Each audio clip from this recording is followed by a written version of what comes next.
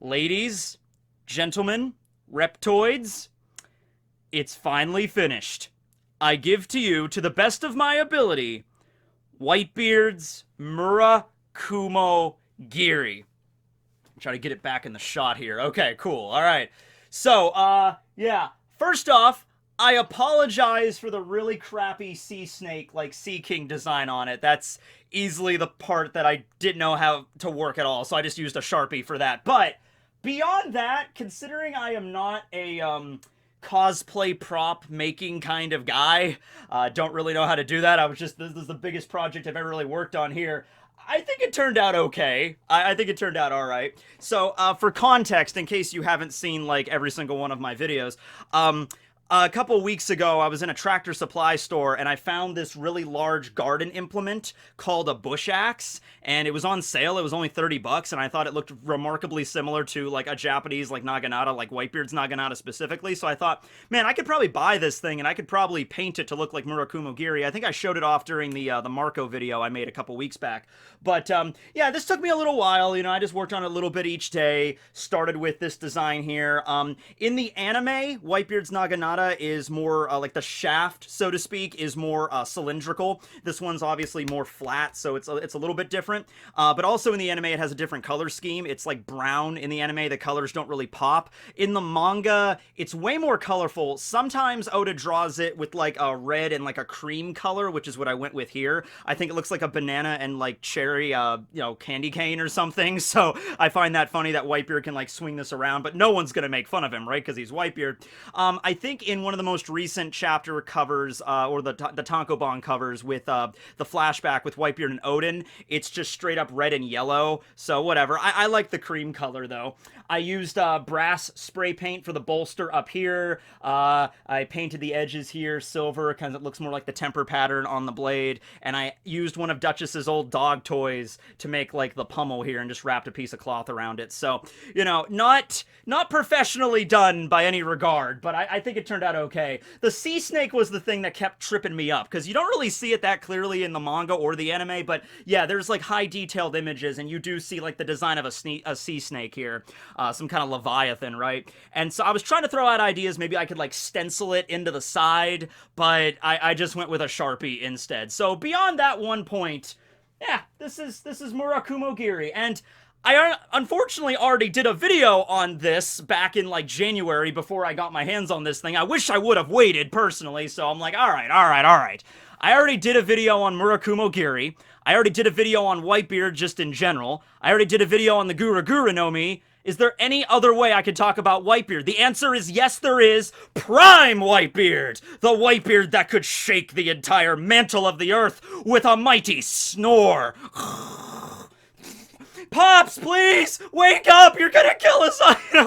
Alright, so, yeah, we're talking about Prime Whitebeard today. We're talking about the Whitebeard that clashed with freaking Odin and Roger in that flashback. You know, when he clashed with Roger on that random island, and their weapons didn't even touch each other. It was just causing so much of, like, a gravitational warping effect. Like, they were creating a singularity right at that impact point that was, like, blasting everyone away. Let me see if I can put this over here so it can be in the shot the entire time. Oh, that's perfect. That's great. Okay. So, yeah. Now, Barry, you need to make up your mind, okay? You can't be a Marine, a Straw Hat, and Whitebeard at the same time, alright? It just doesn't make any sense. But I do need to get myself a stash here, and I decided to level myself up a little bit, because we are talking about Prime Whitebeard today, so, yes. There it is, right here. The epic of all stashes. It's such an epic stash, it covers up your mouth. Yes! Girl. I want to know the origin story behind Whitebeard's mustache. You know, because we don't get to see him wearing the mustache when he's a little kid. And by the way, overall, this is going to be about Prime Whitebeard, but I also want to talk about a little bit before Prime Whitebeard. This is going to be more about, like, Whitebeard's history. We don't know too much about when he was, like, a little kid and when he started his adventure and everything like that, but we'll talk about that a little bit today. But yeah, we see Whitebeard young here on his home island of Sphinx back when it was, like, a war-torn kind of country, and he's clearly not rocking the stash. We see him a little bit later when he's really young, probably, like, in his late teens, early 20s, when he's on board that random pirate crew. This is the flashback we see of him at Marineford, where he's thinking back to, like, when he first realized what his goal, what his dream was. His dream was not to amass massive amount of treasure or become the pirate king or rule the world or whatever.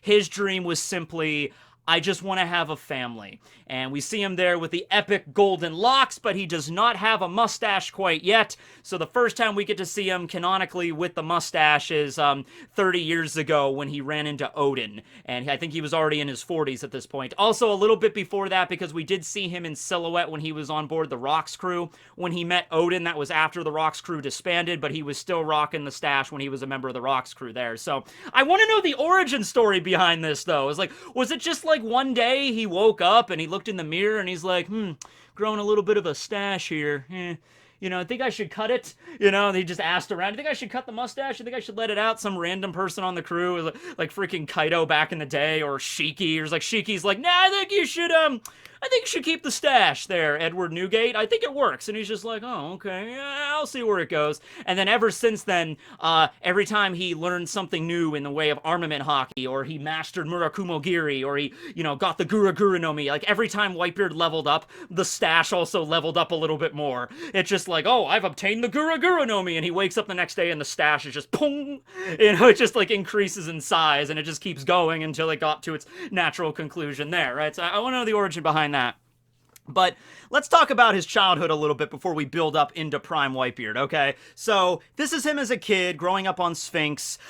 He has a shirt that just has the kanji for power on it. Makes sense given the fact that at that point, that's probably the most thing he craved, because the island was completely ravaged. We don't really know the whole story about why it was ravaged or what was exactly going on with that one particular island. Maybe it was just a den where like outlaws and pirates used to hang out, or maybe there was like a valuable resource on the island. People were, attacking it or something like that. But at any rate, he grew up in that kind of environment, and he, even at that young age, tried to protect the people and his friends around him as much as he could. We get to see in a sketch that Oda drew that he took like an old like broom handle and like tied a knife to the end of it, kind of signifying that Whitebeard has an affinity for like pole armed based weaponry even back then. And so that was like his main weapon, all right? And so he tried to protect people as much as he could. We do not know the whole story of how he decided to leave Sphinx, and was there a pirate ship that stopped by? Did he stow away on the pirate ship, or did he just like rock on board? Because even Whitebeard at like age 12, he's just like, he just walks on board with his broom handle with a freaking combat knife tied to it with some freaking clothesline, and he's like, I'm joining your crew. And it's like, okay, kid, you can join the crew, get on. Or it'd be like, oh, kid, you can't join our crew, not unless you beat Big Bob over here. I'm Big Bob. Oh, Big Bob, no! All right, Edward, get on. Can we call you Ed? Sure. I wonder what he went, I guess Newgate, because that's what the people called him on that old crew he was on before he grew the stash. He was just known as, hey, Newgate, get over here, right? So something happened, he joined a pirate crew, and that's probably, he started as an apprentice, just like Kaido did, just like Marco did, just like Shanks and Buggy, started out as a pirate apprentice, and it might have very well have even been this crew right here that we see in the flashback. I guess conceivably this also could have been Rox's crew. Yeah, we could be looking at Rox D. Zebek right there! But no, this is probably just one of the pirate crews that, he just learned the trade on, how being a pirate actually works, learning how to brawl, how to fight. And then maybe at some point he left this crew, went with another crew, and then bounced around a little bit before he eventually landed on Rox's crew, okay? So, yeah, we see him here as just a young guy just dreaming of having a family someday, because he never really had that. And I can imagine even back then, maybe the amount of treasure that they got on the crew, he was just a regular crew member back then, so he probably wasn't getting anything crazy, just a regular share of the treasure like everybody else on board. But he probably took whatever he could and sent it back home and tried to make that place he grew up a little bit nicer each time, okay? So I want to see the story of how he originally just decided to go out to sea to be a pirate, and I want to see the story of his mustache, and I want to see the big story of him joining the Rocks crew. I have a basic idea of how that happened, though, okay? I think he fought on random pirate ships for years. I don't think he stayed on just one ship or, one, crew. I think he switched back and forth between them over the years, picked up a bunch of things. I also think it's at this point that he found the Guru Guru no Mi. I think Whitebeard found the Guru Guru no Mi probably sometime in his early 20s at the latest. I don't think he found it while he was on Rox's crew or anything like that. I think he had the power for a while, because even, you gotta keep in mind, when Odin clashed with him, and then eventually Roger clashed with him in that flashback we just got in the manga, he was already pretty much a professional when it came to that Guru Guru no Mi. He was already a master of it, okay? And this was, right after the Rox crew disbanded. So I think he had the fruit for probably a couple decades before that. When he was 40-ish years old, maybe he got it in his 20s or something like that. He got the Guru Guru no Mi, okay? And so he started building up his own power and his own force, and they all started hanging out at the Hachinosu, at the Beehive Island, which was known as the Pirates Island or the Pirates, Paradise. That's where all the pirates went to party, all right? And it's possible that Rox even, was the one that carved the giant mountain into the skull shape. Maybe Rox did that himself. Well, anyway, all pirates were hanging out at that island at one point, and Whitebeard was there. He probably would have been in his 30s at this point, because we don't know how long the Rox crew was active. We knew 38 years ago that's when they disbanded. We don't know when they really started up in a major way. It could have been 5 years before they disbanded, could have been 10, could have been 20, no idea. But he's hanging out there on the pirate island with everybody else, and then Rox, who was probably even known back then as, he's, the strongest pirate around on Pirate Island, probably just, the reputation of, he beats everybody in arm wrestling, or ring toss, or whatever challenge you propose toward Rox D. Zebek. He just crushes you. It's even possible that maybe even Whitebeard back in the day, he's I'll challenge you to arm wrestling, and even Whitebeard might have lost against him, right? This is another theory I like, where the Davy back fight started right then and there on the Hachinosu, on the Pirate Island, because Robin said, when we found out about the Davy back fight during the Long Ring Longland arc, it's oh yeah, it's said that, years and years ago on the Pirate Paradise, there was a game that was had, and that was the beginning, that was the first Davy back fight, right? So I think Roxy Zebek, maybe he really liked to gamble. That's a very pirate-esque thing to do. He liked to play games with other pirates and stuff, and he just beat everybody. And maybe he got it in his head at some point. He's like, wait, you know what? I have an idea. I'm going to take over the world. And everybody's just kind of like, oh, take over the world? What are you talking about? He's like, I'll tell you what. Everybody that thinks they can best me in a competition, come forward. And if you lose, you join my crew. And I know at the end of this, we'll have the best crew that ever did sail the sea. And we'll take out Marie-Joie, and we'll stand triumphant as rulers of the entire world. And so I like to think that was the first Davy back fight. And Big Mom, Whitebeard, Shiki, Silver Axe, Wang Shi! Everybody stepped up. Maybe not Kaido at this point. Maybe Kaido joined a little bit later because he was an apprentice. I don't know if Kaido was hanging out on the pirate island back then. Maybe he was. Who knows? Maybe Kaido was the busboy or whatever for the tables or whatever back then. I don't know. But they all stepped forward. Roxy Zebek challenged maybe all of them at once, or each of them in turn, to a certain competition, and he won every single time. He beat Big Mom in an eating contest, in a pie eating contest. He beat Whitebeard in a stash grooming contest, whatever. And that's how he created the Rox crew, the incarnation that everybody is terrified of, Garp and Sengoku are terrified of coming back. That's how that incarnation started, okay? And it's from that point forward that Whitebeard just got stronger and stronger. Rolling with such a tough crew like that, they got into a bunch of different battles. This is probably the first time where maybe Whitebeard clashed with Roger. Back when they were traveling with the Rox crew, he ran into Roger's crew. Whitebeard probably first met Roger while he was on the Rox crew. I'm sure that crew, with how rough and tumble they were, I'm sure Whitebeard was maybe sparring with Big Mom and Shiki on a daily basis, and Rox as well. They were constantly fighting, hey Shiki! Did you eat the last fruit roll-up? He's like, Newgate, you gotta stop that. He's like, I know it was you! Come on, let's fight! He's like, alright, so what if it was me? And then you just have, Shiki and Whitebeard just clashing on board. That's a standard. That's how they pass the time. They're pirates, right? Okay? So, he got way stronger at that point as well. I want to know the origin behind Murakumo Giri. Where did he find this? It is a Saijo Owazamono sword. It's one of the 12 highest ranked swords in the world. I've talked about this before in a lot of videos. So basically is the sword, raised to Saijo Wazumono status by the user, or was there like these swords already existed for hundreds of years and Whitebeard just ended up finding it? I say this because right now Yoru is in the hands of Mihawk, the strongest swordsman in the world, and Murokumogiri, well, it's not in the hands of anybody right now, it's in the hands of Whitebeard's grave, which I, by the way, still think that's a really stupid thing to do. We're just gonna take Murokumogiri, one of the Saijo Wazumono swords, like, beyond just it being devastatingly powerful and renowned in its own right, what if someone grave robs Whitebeard's tomb and just rips this out of it? You could probably, how much berries this would freaking sell for? How would that, like, I know Whitebeard at the end of the day didn't really care much about, like, riches for himself. He cared about providing for the village. As long as the village was taken care of and he had a family, Whitebeard was satiated. But still, that would suck if some random thief just stole this and sold it for, like, like 1 billion berries or whatever. This was Whitebeard's Naginata! I was like, alright, 1 billion berries! Like, if you take it to, like, the auction and you sell it or something, like, that would kind of disrespect Pops' memory, right? So I'm wishing they would have done something else with it, more, maybe maybe Jozu is guarding it right now, I don't know, but Marco left, so we have no idea.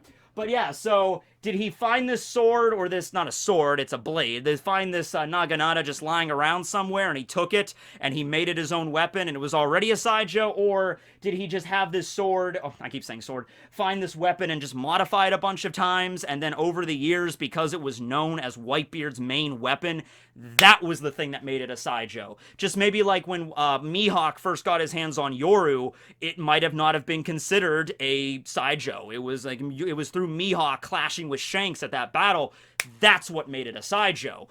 The only problem with that, of course, is if you get that involved, then it's like there aren't, like, 12 as a fixed number. Like, if for example, if Zoro trains really well with Enma and makes Enma a Black Blade and elevates the status to Saijo, then there's no longer 12, there are now 13 Saijos. But 13 is a lucky number for Zoro, right? So, yeah. Okay, so let's talk to Prime Whitebeard now, okay? We got to the point now, we got up to the flashback, okay? They were built tougher back in the day, right? Because I feel like right now in the story, like, imagine, okay, remember that scene at Marineford where Whitebeard, after Ace dies, he's a little bit pissed, and you see Akainu there, and then Whitebeard's just looming over him, and then without even turning around, Akainu knows, like, the Grim Reaper is standing right behind him, and Whitebeard's like, ah!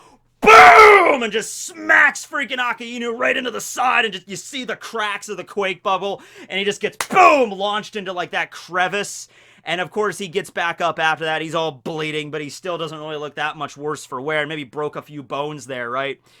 If that was Prime Whitebeard that did that, pretty sure Akainu would have been just obliterated at that point. Like, his body would have been atomized. It would have been like the snap, in Infinity War. It would have been like Thanos' snap, or it would have been like Beerus's, like, Haki. It would just been like, Gura, Gura, Gura, bam,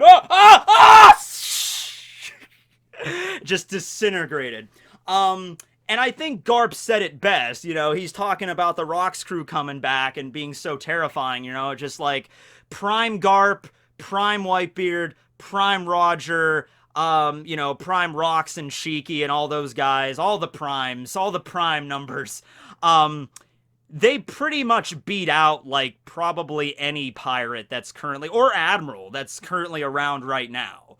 Like, you throw Prime Roger up against, like, current Kizaru, I'm gonna bet on Prime Roger. You throw Prime Whitebeard up against, like, freaking, well, Akainu, as I just said, that example, as he is right now, I'm betting on Whitebeard. I'm betting on Prime Whitebeard on that one, definitely, right? So, yeah, definitely a lot stronger back in the day. But yeah, you gotta also account for all the diseases and stuff, people get, because, Roger had a disease near the end of his life. Like, when they clashed on that island, Roger was already feeling the effects of sickness, so even calling him Prime Roger at that point is kind of maybe a stretch, because he did start exhibiting the sickness. He had only a year left to live at that point, so maybe scale back the years a little bit for Prime Roger, but that was definitely Prime Whitebeard that we saw him, because, Whitebeard had yet to be sick. He still had the epic locks, he had the Gura Gura that he mastered, he had Murakumogiri, and then they clashed, right? And that released a level of armament Haki that we've yet to see in the story. Even from like Kaido or Big Mom, we've yet to see a level of armament Haki that powerful, where we don't know the name of Roger's sword yet, but he goes to, he takes freaking his sword, two hands, and just, back swings it, and then freaking Whitebeard has Murakumo Giri, and he just jumps into the fray and just charges in, and just takes both hands and just swings it down. Doesn't even really swing it or use like a stabbing thing like a polearm weapon. He just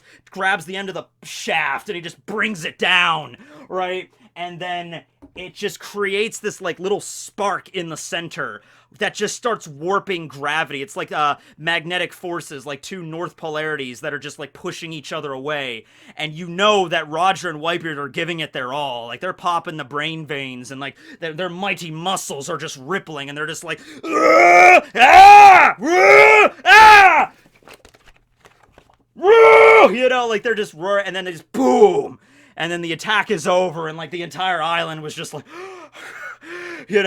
like I can imagine when that happened, like there could have been an island like 50 kilometers away, and on that island, like there were people that were just like there's just a random farmer there just tilling his fields, and he just looks in the distance and he sees that storm cloud gathering when Roger and Whitebeard clashed, and they're just and he just like dies immediately, just faints right there. That's how much power exerted from that. How exactly do you achieve that level of armament Haki? And also, I think Whitebeard was definitely weakened by the time in Marineford, because we didn't see that level of Haki at Marineford from Whitebeard. I think there was even a moment where he was attempting to use his Conqueror's Haki, Whitebeard did, during Marineford, to save Ace.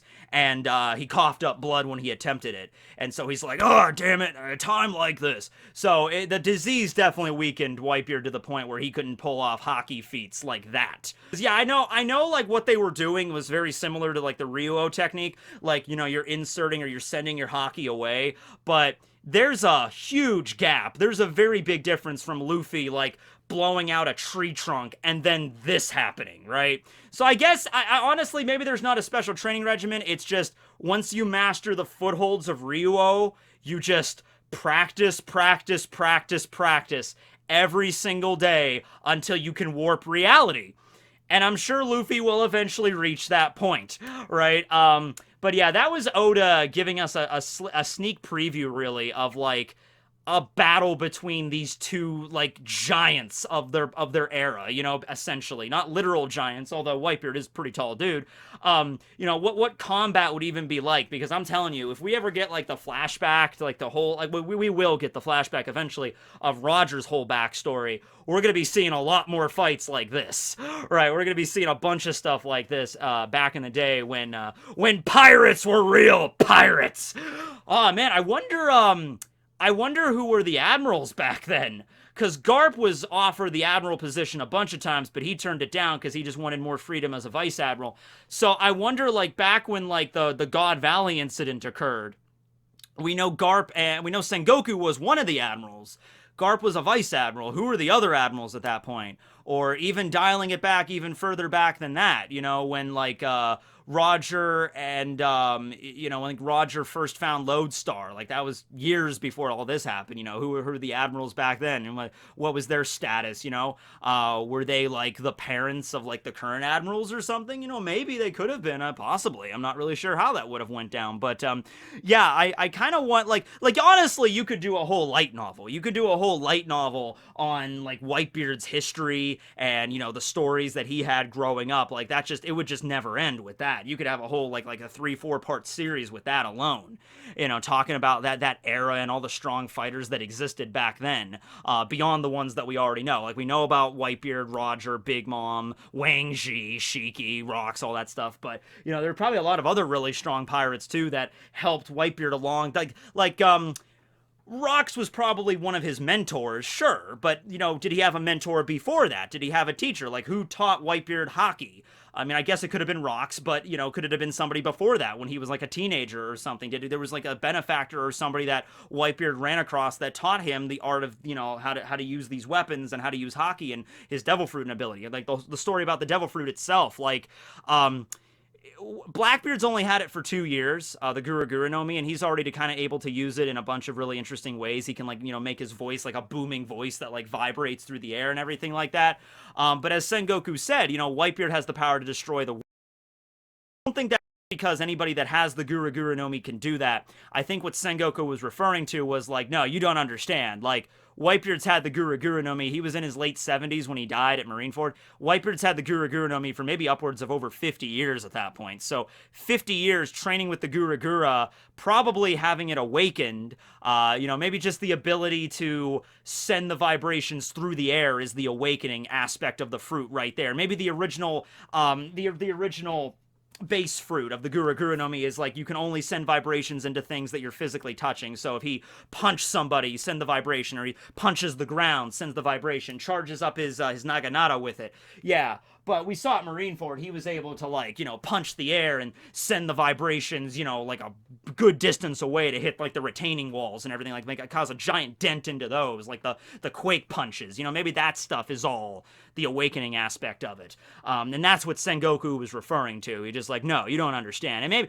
another thing too is maybe Sengoku was referring to the fact that, Whitebeard, if he really was enraged, he could end the world as he was, but he also was really old at that point. So maybe Sengoku was referring to, like, at his peak, when he was at his absolute strongest, before he got sick and before he got too old. Yeah, make no mistake, with one mighty punch, boom! Whitebeard could crack the mantle straight through to the core. Right through, like, the crust, the mantle, the outer core and inner core, and hit that and just split it. And, he could literally cause, like, volcanic eruptions and tsunamis and just, like, ring the earth like a bell. Kind of like how when, like, the meteor hit that wiped out the dinosaurs 65 million years ago. Like, when that meteor hit the earth, it didn't just blast debris into the air and, blot out the sun. The vibrations of that damn rock hit the damn earth and it rang it like a bell, so you could feel the vibrations kind of all over the earth. Just imagine that. Like, Whitebeard with his fruit, in theory, could mimic a meteor impact of tremendous power. Of just, like, and he could do it over and over again. That would be the scary thing, right? So yeah, I have no doubts that eventually, if Blackbeard trains with that power, he could end the world. Now, I don't know if Blackbeard wants to end the world, like, wipe out everybody, because then there's nothing to do. Everybody's dead. But, yeah, I think Whitebeard during his prime definitely had that power. And even if he had that power when he was old, even if it was mitigated a little bit, I don't think Whitebeard would have done that, because that would have meant, killing his family, like, wiping everybody out, including Ace, who he's trying to save. So I think Oda was just trying to be really dramatic at that one moment with Sengoku, like, he has the power to destroy the world! But he's not going to do that right now. I mean, he's trying to save his son. I mean, he's not going to end the world trying to save his son, and that would end everybody, right? But he does have the power, so, keep that in mind when going up against him, right? Which didn't help anybody really much, but yeah. So yeah, that's video on Whitebeard's past and his prime days. And yeah, I gotta figure out a new place to put this. The handy thing about this, it has a nice little hole here where I can just hang it up on the wall or something. I'm kind of running out of space here in this room, but I will find a place to hang this up somewhere. Yeah, thanks for watching, everybody. Signing out. Barry, Admiral Straw Hat Yonko Barry, we salute you. Signing out. When I was trying to figure out what to use for the pummel here, I thought about using a softball at one point, but the softball was, like, really difficult to, like, cut into. I thought I used a tennis ball at some point, but that didn't work. So I ended up using an old dog toy. And the dog toy had a little squeaky inside of it. And I thought, oh my god, that would be hilarious if I left the squeaky inside of the pummel. So every time I, like, slam down Murakumo Giri, squeak! It would have a squeak, because that would be a cool little effect. But unfortunately, the squeaker inside of the ball, it was too big. I couldn't fit it inside with the squeaker inside. It just didn't fit right. And I had to leave some like not the foam, but like the fuzz. I don't know what to call it, like the fuzz they cram in like dog toys. I had to leave some of that in there too, so I couldn't fit the squeaker in. But that was my original intent. Huh!